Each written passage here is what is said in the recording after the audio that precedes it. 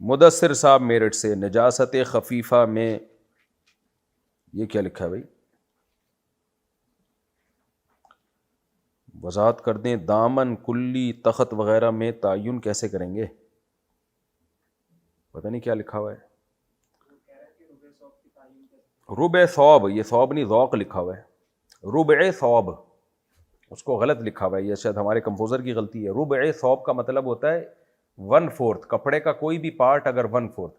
جو حلال جانور ہے نا ان کا پیشاب نجاست خفیفہ ہے، نجس ہوتا ہے مگر ہلکے درجے کا نجس ہوتا ہے۔ حلال جیسے گائے، اونٹ، بکری، ان کا جو پیشاب ہے یہ کم درجے کا ناپاک ہوتا ہے۔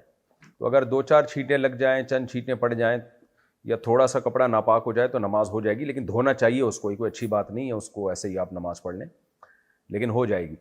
تو ربع ثواب کا مطلب یہ کہ آپ کے کپڑوں کا کوئی بھی پارٹ ہے، جیسے یہ آستین ہے، اس کا 1/4، 25% اگر پہ پیشاب لگ گیا تو اب نماز نہیں ہوگی، 25% سے کم لگ گیا تو ہو جائے گی۔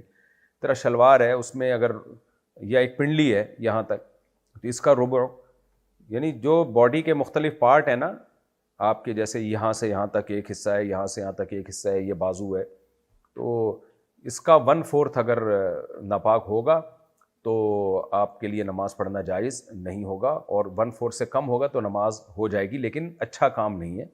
پیشاب لگ جائے تو اس کو فوراً دھو لیا کریں۔ البتہ جو حرام جانور ہیں، بلی، کتا وغیرہ، ان کا تو نجاست غلیظہ ہے، یعنی تھوڑا سا بھی، اتنا بھی اگر لگ گیا نا جیسے ہتھیلی کی گہرائی کے برابر، تو نماز نہیں ہوگی، اس سے کم میں ہو جائے گی۔